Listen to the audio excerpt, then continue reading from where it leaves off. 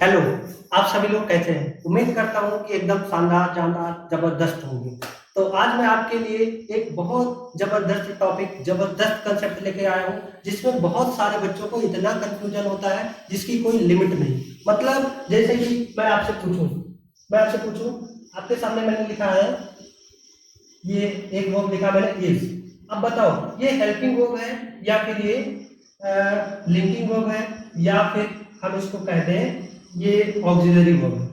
तो आप इसको क्या कहें बताओ, इज लिंकिंग वर्ब है, हेल्पिंग वर्ब है या फिर ऑक्सिलरी वर्ब है? मैं आपको 2 सेकंड का समय दे रहा हूँ, आप सोच लो। तो कुछ बच्चों का ये जवाब होगा कि सर ये तीनों है, और कुछ का जवाब होगा कि सही नहीं सर ये केवल ऑक्सिलरी है। कुछ बच्चों का होगा सर ये केवल लिंकिंग है, या कुछ बच्चों का जवाब होगा केवल हेल्पिंग वर्ब है। तो ऐसे तमाम सारे बच्चों को इसमें बहुत ज्यादा कंफ्यूजन होता है, इसलिए मैं आज इस टॉपिक को एकदम आपको ऐसे पढ़ा दूंगा कि बिल्कुल सीधा आपके दिल में उतर जाएगा। ठीक है, चलिए समझते हैं इसको। मैंने आपको ये बताया कि बच्चे ये जो आप देख रहे हैं is am are was were, ये जितने होते हैं यानी ये सब के सब बी फैमिली से। कौन सी फैमिली से है? बी फैमिली से है। बताओ इतनी बात सबको समझ में आई कि नहीं है? ये कौन सी फैमिली के हैं? बी। बी का मतलब होता है होना। अब अगर ये बी फैमिली के हैं तो ये हेल्पिंग वर्ब भी हो सकते हैं और लिंकिंग वर्ब भी हो सकते हैं। कैसे? ध्यान देना। इसको हम लिंकिंग वर्ब, इधर मैं लिख रहा हूं लिंकिंग वर्ब, लिंकिंग वर्ब, और इधर मैं लिख रहा हूं हेल्पिंग वर्ब, हेल्पिंग वर्ब। ठीक है, ये लो दोनों में क्या हो गया? वर्सेस, यानी कि दोनों में हो गया तकरार, है ना? ये हेल्पिंग वर्ब है या फिर लिंकिंग वर्ब है। जैसे कि अब इसको हम थोड़ा एग्जांपल से क्लियर करेंगे और बहुत आसान तरीके से आपको समझ में आएगा। ठीक है, हमने कहा he is a doctor, he is a doctor, वह एक डॉक्टर है। तो एक चीज यहाँ पे गौर करने वाली बात है कि आपने कहा कि सर ये सब्जेक्ट है और सर ये क्या है? कॉम्प्लीमेंट। ठीक है, ये सब्जेक्ट है और ये क्या है? कॉम्प्लीमेंट है। अच्छा, कॉम्प्लीमेंट क्या होता है? सबसे पहले हम इसको समझ लें कि कॉम्प्लीमेंट हम किसको कहते हैं। भाई कॉम्प्लीमेंट हम उसको कहते हैं, ध्यान से समझिएगा, जिसे आप देख रहे हैं कि ई और डॉक्टर दोनों सेम पर्सन है, यानी ई भी ही है और डॉक्टर भी कौन है? ही है। मतलब कि ये जो डॉक्टर है ये किसके बारे में बात कर रहा है? ही के बारे में ही बात कर रहा है। इसका मतलब ही और डॉक्टर दोनों सेम पर्सन हैं। तो इसलिए ये क्या हो गया मेरे भाई? ये हो गया एक कॉम्प्लीमेंट। अच्छा, मैं ये लिख दूं आई हैव ए बैग, मेरे पास एक बैग है। तो ये क्या हो गया? वर्ब। अब ये वर्ब के पहले है आई और ये वर्ब के बाद क्या है? ए बैग। अब एक चीज बताना आप लोग, क्या आई और ए बैग दोनों सेम चीजें हैं? आप कहोगे सर बिल्कुल नहीं, आई कोई अलग चीज हुआ और बैग कोई अलग चीज हुआ। तो इसका मतलब भाई मेरे ये क्या है? एक ऑब्जेक्ट है। ठीक है, अगर मैं लिख दूं she is beautiful, she is beautiful, she is beautiful, तो देखो सी भी सी है और कौन? ब्यूटीफुल भी सी है। इसका मतलब सी और ब्यूटीफुल दोनों क्या है? इक्वल है, दोनों एक ही लोग हैं। तो ऐसी कंडीशन में ये क्या हो गया मेरे भाई? ये हो गया कॉम्प्लीमेंट, ये वाला ब्यूटीफुल। क्लियर हुआ? चलिए और एग्जांपल लेते हैं थोड़ा सा।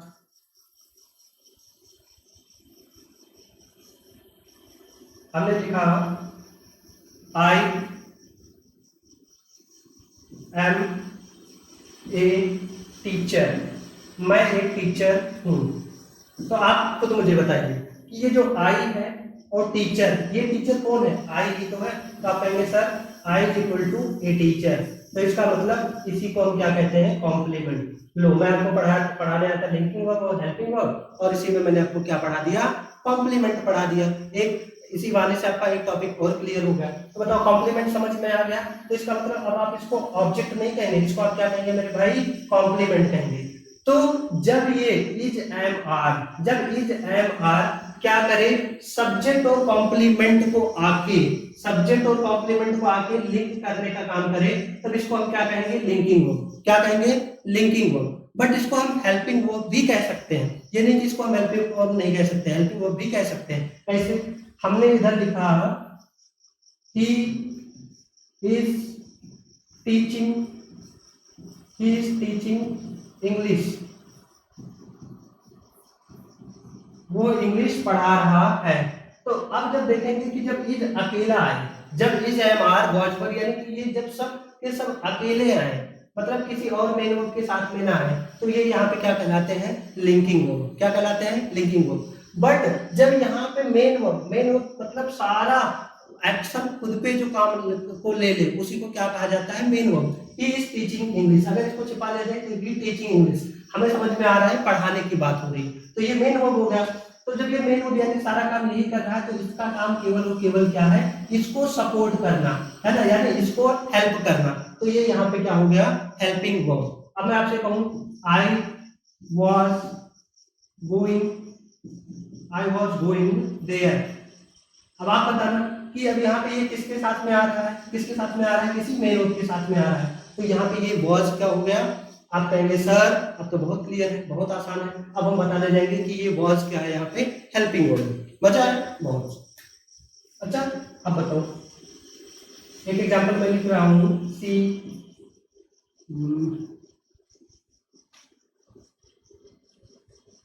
दे, दे को ले रहे हैं, दे आर डॉक्टर्स। बताओ ये क्या है, यहाँ पे आर क्या है, हेल्पिंग वर्ब है या लिंकिंग वर्ब? तो सर आप कौन नहीं बता पाएगा। अब तो जो फोर्थ में बच्चा पढ़ रहा है, जो थर्ड में पढ़ रहा है, उसको ये वीडियो दिखा दे आपकी, तो वो समझ जाएगा कि अब यहाँ पे सर ये केवल अकेला आ रहा है, और सर जब ये अकेला आ रहा है मतलब इसके साथ में कोई मेन वर्ब नहीं है, तो इसी को हम क्या कह देंगे, अब यहाँ पे लिंकिंग वर्ब कह देंगे। और अगर इसके साथ में कुछ और लगा देते हैं, जैसे they are going, they are learning, मतलब उसके साथ में जब कोई मेन वर्ब होता, तब इसको हम क्या कह देते, हेल्पिंग वर्ब। तो लिंकिंग वर्ब और हेल्पिंग वर्ब तो आपका एकदम से डाउट क्लियर है, ठीक है। अब इसको हम एक चीज और कहते हैं, स्टार्टिंग में मैंने आपको बताया था। अच्छा तो लिंकिंग और हेल्पिंग क्लियर हुआ, तो सर बिल्कुल हो गया। अब हम समझते हैं कि इसको हम ऑक्सिलरी वर्ब भी कह सकते हैं। ऑक्सिलरी वर्ब इसको हम कब कहते हैं, ऑक्सिलरी वर्ब, इसको हम ऑक्सिलरी वर्ब कब कहते हैं, ये चीज हम समझा रहे हैं आपको, ऑक्सिलरी वर्ब। और एक चीज मैंने इधर लिखा है, हेल्पिंग वर्ब, ठीक है। ये चीज हम आपको समझा रहे हैं। देखिए मेरे भाई, ये हेल्पिंग जो वर्ड है, ये हमारे इंडिया में यूज किया जाता है। हेल्पिंग का मतलब आप समझ सकते हैं, इसका मतलब क्या होगा, इसका मतलब होगा सर हेल्प करना। क्या होगा, हेल्प करना, ठीक है। और ऑक्सिलरी जो वर्ड है, ऑक्सिलरी वर्ड है, ये कहां से आया है, इसका ओरिजिन क्या है, इसका ओरिजिन है मतलब ये कहां से आया है, ऑक्सिलियम वर्ड। कौन से वर्ड से आया बच्चे, ऑक्सिलियम, जो कि एक लैटिन वर्ड है। आएगा समझ में, लैटिन वर्ड, ठीक है। ऑक्सिलियम क्या है, एक लैटिन वर्ड है, जिसका मतलब होता है बच्चे, जिसका मतलब होता है, ऑक्सिलियम का मतलब, इसका मतलब नहीं, ऑक्सिलियम का मतलब होता है हेल्प करना, हेल्प करना। तो देखो घूम फिरा के एक ही मीनिंग निकला। हेल्पिंग का मतलब क्या होता है, हेल्प करना, और ऑक्सिलियम का मतलब भी क्या होता है, हेल्प करना। तो लिंकिंग और हेल्पिंग में तो थोड़ा सा अंतर भी है, बट हेल्पिंग कहो चाहे ऑक्सिलरी करो, दोनों बातें सेम है। बस ये है कि ये आपको इजेमार किसी किताब में आपको ये लैटिन वर्ड मिलता है, और किसी किताब में आपको हेल्पिंग वर्ब देखने को मिलता है। बाकी दोनों में कोई भी अंतर नहीं है, आप चाहे ऑक्सिलरी कहो चाहे आप हेल्पिंग वर्ब को, ठीक है। तो उम्मीद करता हूँ कि ये टॉपिक आपको समझ में अच्छे से आया होगा। अच्छा एक चीज और मैं आपको बता दूं, जैसे मैंने बताया कि ये यहाँ पे मेन वर्ब है, और आप सभी को पता है कि सेंटेंस में केवल हेल्पिंग वर्ब या लिंकिंग वर्ब से ही काम नहीं चलता, इसको मेन वर्ब को होना चाहिए। मेन वर्ब का मतलब क्या है कि जो खुद ही सबसे ज्यादा मेन काम कर रहा हो, वही क्या होता है, मेन वर्ब। तो मेरे भाई यहाँ पे ये जो इज है इसको हम लिंकिंग वर्ब भी कह सकते हैं और इसको हम मेन वर्ब भी कह सकते हैं, क्योंकि इसके अलावा और कोई वर्ब नहीं है, कोई और मेन वर्ब नहीं है, इसलिए ये खुद मेन वर्ब हो गया। एंड कोई मेन वर्ब नहीं है, इसलिए एंड खुद एक क्या हो गया, मेन वर्ब हो गया। तो देखो ऐसे कंडीशन में बच्चे इसको क्या कहेंगे, चाहे हम लिंकिंग वर्ब कह सकते हैं, चाहे इसको हम मेन वर्ब कह सकते हैं, बट इसको हम यहाँ पे लिंकिंग वर्ब नहीं कह सकते, इसको हम यहाँ पे क्या कह सकते हैं, हेल्पिंग वर्ब कह सकते हैं। आई बात समझ में? क्यों मेन नहीं कह सकते? क्योंकि यहाँ पे मेन वर्ब ऑलरेडी आया हुआ है। अच्छा, क्या इसको ऑक्सिलरी कह सकते हैं? बिल्कुल कह सकते हैं। क्लियर हुआ? तो अब मैं अगर आपसे पूछूं कि बच्चा ये चीज मुझे जरा बता देना कि ये जो ईच वर्ड है ये हेल्पिंग वर्ब है कि ऑक्सिलरी है या फिर लिंकिंग है, या मान लो मैंने कहा एम, या मैंने कहा आर, या मैंने कहा वर, या मैंने आपसे पूछा वाज, बताओ ये लिंकिंग वर्ब है या फिर हेल्पिंग वर्ब है या फिर ऑक्सिलरी है? तो आप कहेंगे सर ये तीनों हम इसको कह सकते हैं, बट एग्जैक्ट हम आपको तब बता सकते हैं कि जब ये सेंटेंस में हमको देखने को मिले तब। अदरवाइज CND मतलब कैन नॉट डिफाइन, हम वैसे खुद से नहीं बता सकते इसको। वैसे तो हम तीनों कह सकते हैं, हेल्पिंग भी कह सकते हैं, लिंकिंग भी कह सकते हैं, ऑक्सिलरी, बट एग्जैक्ट अगर आपको मेरे से जानना है तो आप मेरे को सेंटेंस में लिख के दीजिए, ठीक है? तो अगर अब मेरे भाई आपको कोई कंफ्यूज करना चाहे तो बोल देना, अब हम कंफ्यूज होने वाले नहीं, क्योंकि हमारे इंग्लिश में प्यारे सर आ गए जो हमारे हर एक डाउट को पूर्ण रूप से खत्म करेंगे, ठीक है? तो आप अपना फीडबैक इस वीडियो पे जरूर देना कि आपका जो इंग्लिश का टीचर है क्या आपके लेवल का है, क्या आपके डाउट को, क्या आपके प्रॉब्लम को समझता है। क्योंकि मुझे पता है जब मैं पढ़ता था ना, खुद मैं एक स्टूडेंट था, तो मुझे बड़ी प्रॉब्लम होती थी। कहीं लिखा रहता कि ये लिंकिंग वर्ब है, कहीं लिखा रहता था हेल्पिंग वर्ब है, कहीं लिखा रहता था ऑक्सिलरी वर्ब है। अब यार माथा पकड़ना पड़ता था कि क्या करें, तो इसको वैसे मैं पढ़ के इज को इज जान लिया बस, और कोई ध्यान नहीं दिया। लेकिन जब मैंने खुद सीखा तो ये चीज था ना कि बच्चों को मैं ये कभी प्रॉब्लम नहीं होने दूंगा। तो मैं आपके साथ खड़ा हूं और आपको जो भी कंटेंट चाहिए बस आप एक बार मैसेज में लिखो या कमेंट में लिखो कि सर दिस टॉपिक, ठीक है? बस मतलब उस टॉपिक का नाम, आई वांट दिस टॉपिक, बस। उसके बाद आपका ये टीचर हाजिर हो जाएगा दूसरे दिन वो वीडियो लेकर, ठीक है? मिलते हैं आपसे हम नेक्स्ट वीडियो में, ठीक है?